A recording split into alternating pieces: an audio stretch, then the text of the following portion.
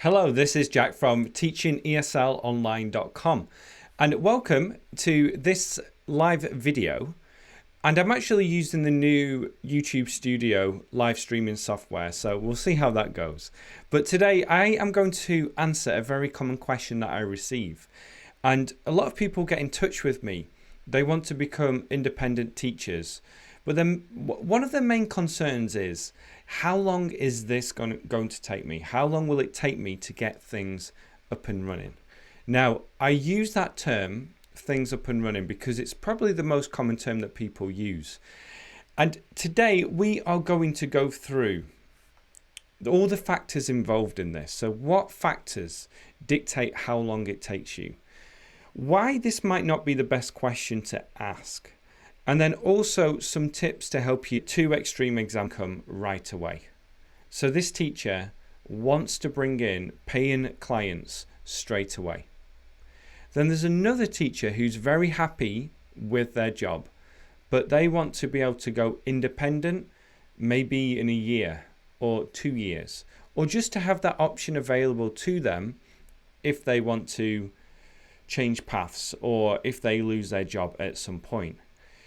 So a big part of this is knowing and thinking about when you want to get things up and running. But like I said, I'm just going to bring up my notes. We're going to talk about what this depends on, how long it's going to take you.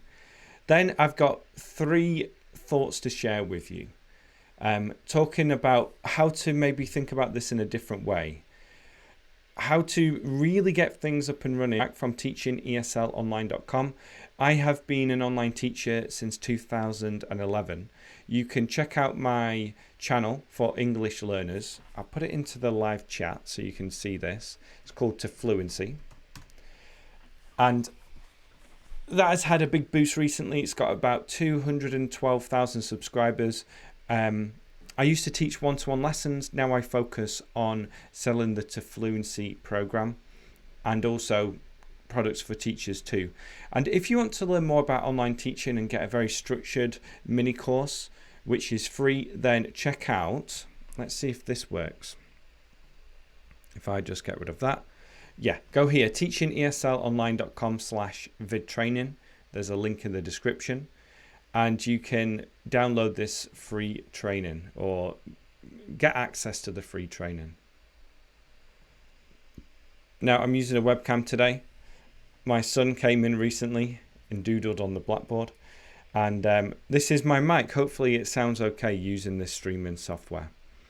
But let's talk about how long it's going to take you to get things up and running and what this really depends on. So the first one is your goal.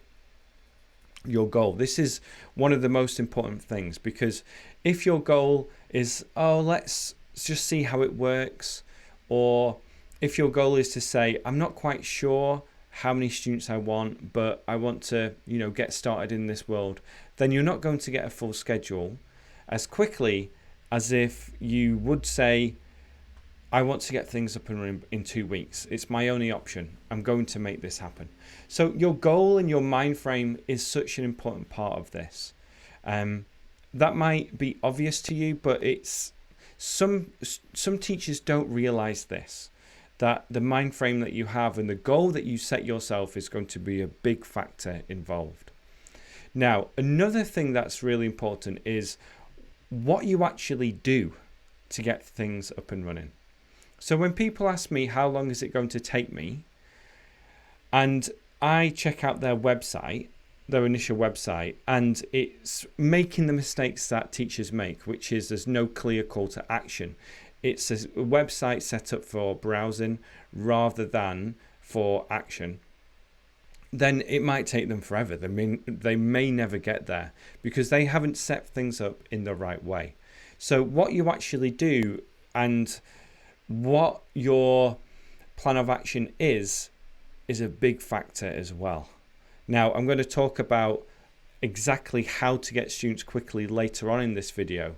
But again, if you have a website that's set up for browsing, where people come on your website, click around and leave, then you're not going to get any students to sign up with you.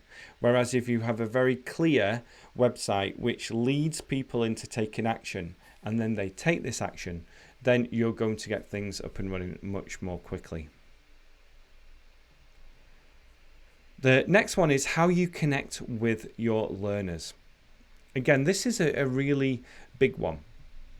Now, I think that I had initial success because I connected really well with my learners. I've always been able to connect well with people online and offline, make friends, approach people in a way where we have that instant connection. I've been able to have good chemistry with people, generally speaking. That's just me knowing some of my strengths. So this came across online too. When people sent me an email, I wrote an email in such a way to make that connection. When I uploaded my initial video to introduce myself to learners, I feel like I came across fairly well. I mean, I was a little bit dry. I didn't have too much enthusiasm, which we'll talk about soon, but I just found this way, I feel, to connect with learners. And then when they took that initial class with me, I was a good listener. I asked them questions, I listened to their problems, I came up with solutions, and also I corrected their English when they made mistakes. So this is a big part of it as well, just knowing if you can connect with your learners. And a quick tip here is just to be a good listener. Listen to people, listen to your students when you have that initial lesson. And also just think about how you can connect with learners on your website too. So instead of just having a very corporate feel, make it more personal. Upload a 30-second video of yourself where you're trying to make that connection with the person watching it. I just use copy that is going to come across as conversational as well. The next one is enthusiasm. Now, I've put a little star next to this because, I'm going to add a little star, because some teachers feel like they have to be over enthusiastic. They'll see a teacher doing well on YouTube and they have all this enthusiasm. And if that's not you, because it's not me, then no, just a little bit goes a long way. And part of this is just being confident in what you offer, confident in yourself, confident in what you're going to give the learner if they sign up for the trial lesson. But also have enthusiasm about your lessons. So again, it doesn't have to be over the top. It doesn't have to be outside of your personality. But instead, just introduce a little element of enthusiasm when you are talking to learners and when you're uploading any kind of video onto your website. So we've talked about the goal, your plan of action, your strategy, so how you get things set up, how you connect with your learners, and enthusiasm. And then the last one is consistency. To be consistent with what you do. Now, this just means showing up every day and doing something. So for me, when I first got started, it meant writing a blog post one day, sending emails back to people the next, posting on a classified website the next day, and just doing the right things on a consistent basis in order to make sure that you gain some momentum, because it is going to take consistent action. Now, you might not be able to do lots of things every day, and you're going to know how much time you have to commit to this. But the key is to be consistent. Do what you can do as often as possible. And that way, it means that you're really going to build up some momentum. Now, one thing I didn't write down, which is important, is also just to overcome obstacles.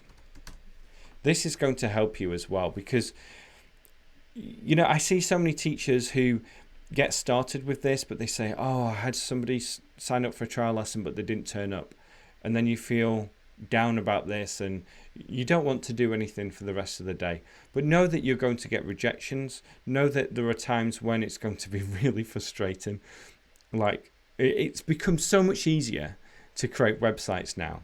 But back in the day, I used to have to do HTML coding for my website, and it was a nightmare. And I just couldn't work out why the code wasn't turning into what I wanted it to turn into. And I just had to overcome those obstacles. And you're going to face these types of obstacles every day. Every day. Little things, big things. Okay? So those are the things that it depends on. And some of this isn't very tangible. Like when it comes to connecting with your learners and your confidence, that depends on you as a person and the experience that you've had. Now, thought number one is really going to help you if you're thinking, well, I don't have any enthusiasm, I don't have any experience, I'm not really a people person at the moment, or I don't think I am, I don't come across well on video, and maybe I shouldn't do this. Okay, thought number one is going to help you with this.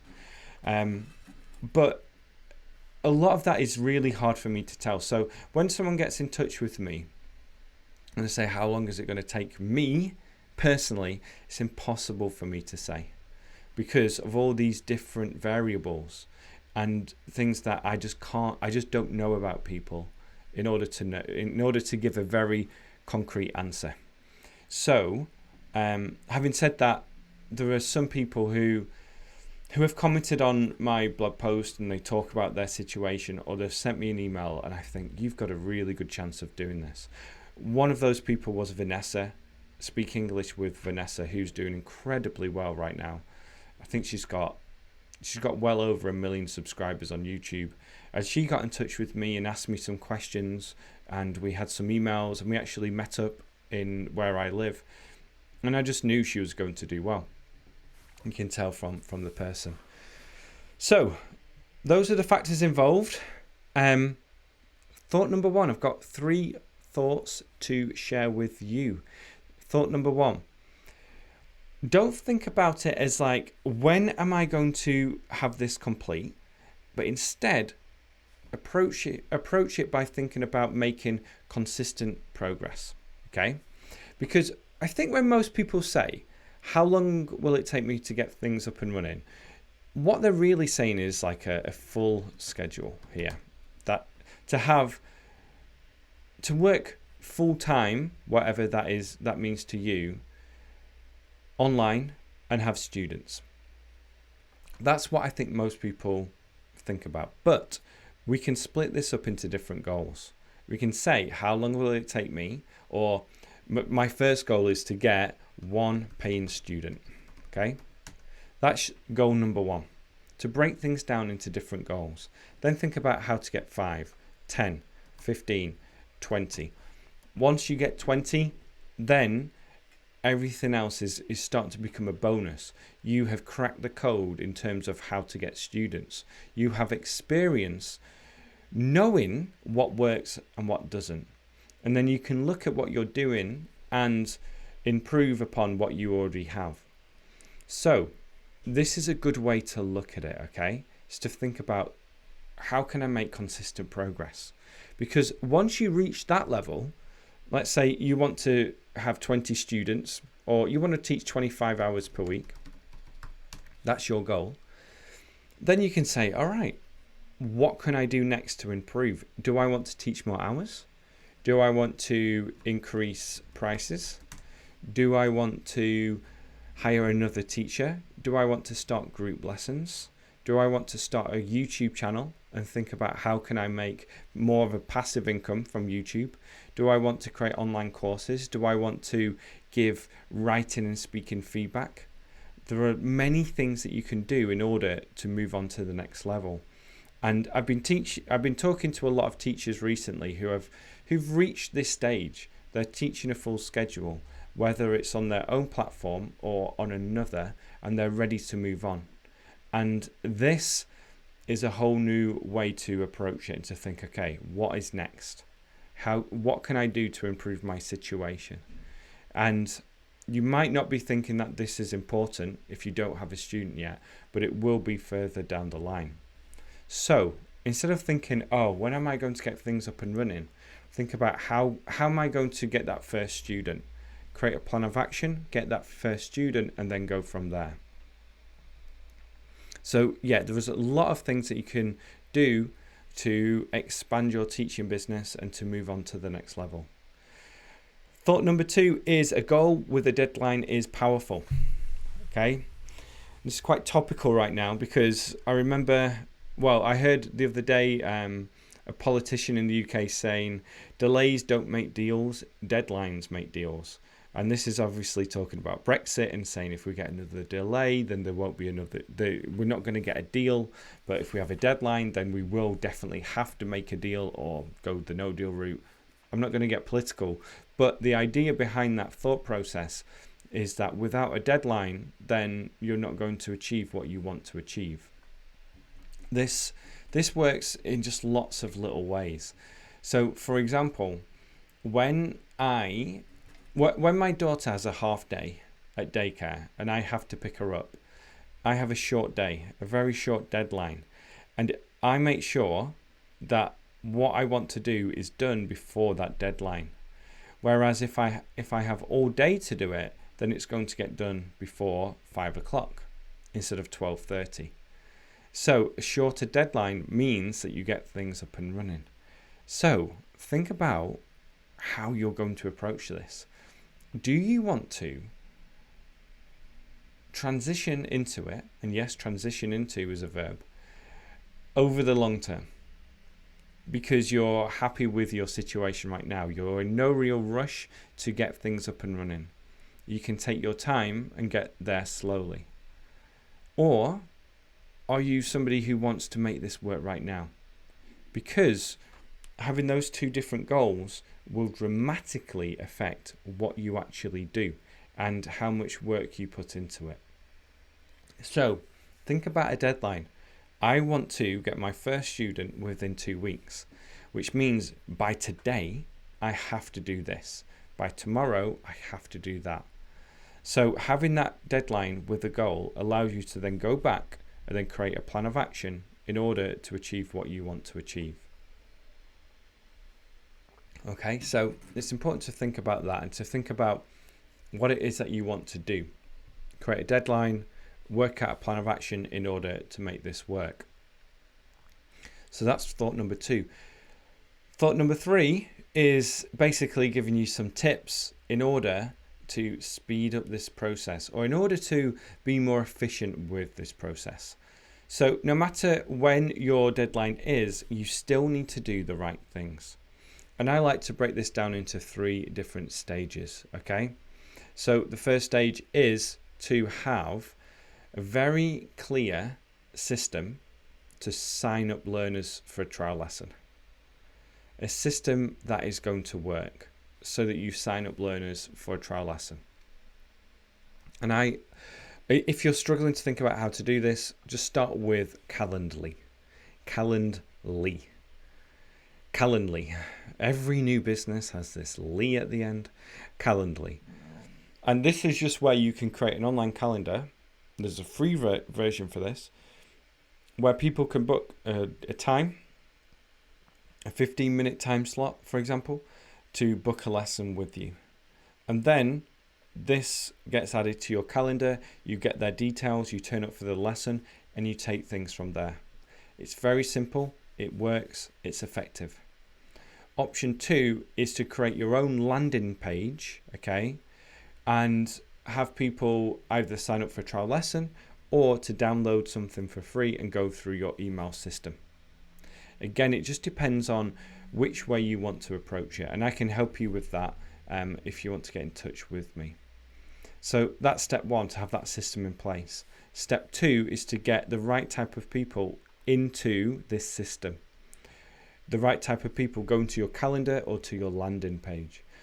And this just means going through your ex-students, going through your contacts, putting up flyers around cities, using classified websites, using social media,